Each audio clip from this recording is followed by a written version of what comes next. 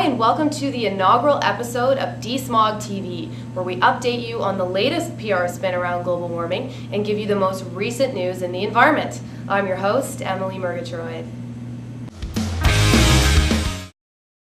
This week in global warming news, it was all about vehicle emissions in the U.S. We started off the week with a Supreme Court ruling that carbon emissions can be considered a toxic substance under the Environmental Protection Agency Act. Now, one of the groups opposing this ruling was the Alliance of Automobile Manufacturers, who conveniently have a section on their website that touts themselves as being very green and very environmentally supportive. One of the members of the Alliance of Automobile Manufacturers is the Ford Motor Company. Now, Ford has recently employed Kermit the Frog as their spokesperson, and he likes to tell us all that it's easy being green. Well, it's also easy to forget that you're a member of an organization that didn't support this Supreme Court ruling. And to top it all up, guess what Bush had to say in response to the Supreme Court ruling? Any guesses? Anyone? He said that the current vehicle emission standards in the U.S. right now are fine. Basically, he turned a deaf ear to this landmark ruling. Is anyone out there surprised? Also this week, the latest in the Detroit numbers of auto manufacturers, and it looks like everyone's having a hard time posting profits. And in fact, one of the front runners of automobile manufacturers reporting profits is Toyota. And guess what is leading the charge over at Toyota? Their sales of hybrids. Now, one of the other companies that isn't doing so well is General Motors, who posted an 18.5% loss. General Motors, who manufactures everyone's favorite, the Hummer, or as we like to call it around here, the Bummer.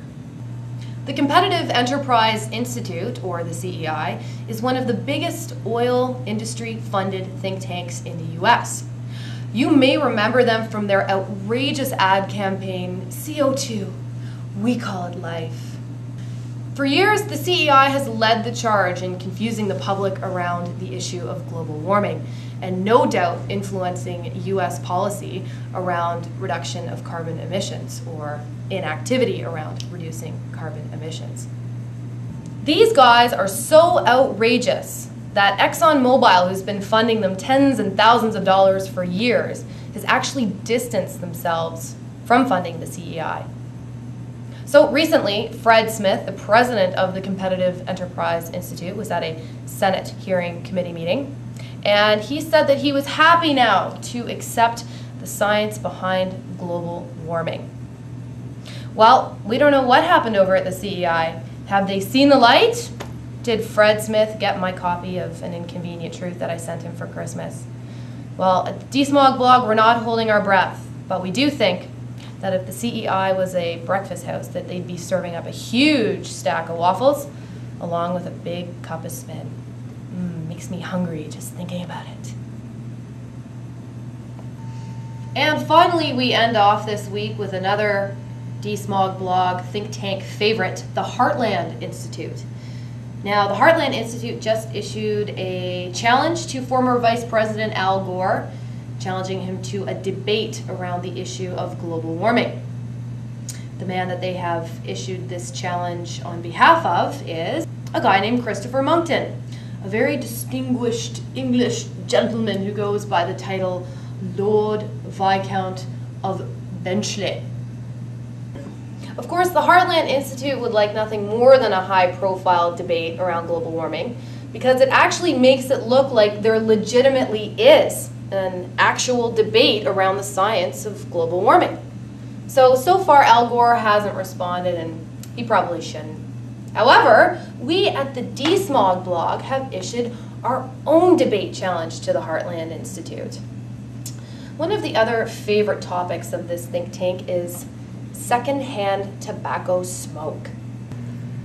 For example, the president of the Heartland Institute, Joseph Bast, has said things such as the following: 7 cigarettes a day is probably harmless.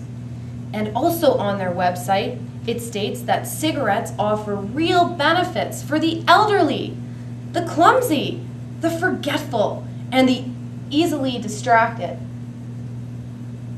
and that these benefits have been intentionally underplayed by the public health community. Seriously, we are not making this stuff up. So DeSmog blog would like to challenge the Heartland Institute to a debate called "Smoking is Bad for You." Really? So, despite some initial rumblings from the Heartland Institute, we haven't had a confirmation on whether or not they will engage in the debate. What was I gonna say? Gosh, I really should have had a cigarette today because I'm feeling so forgetful.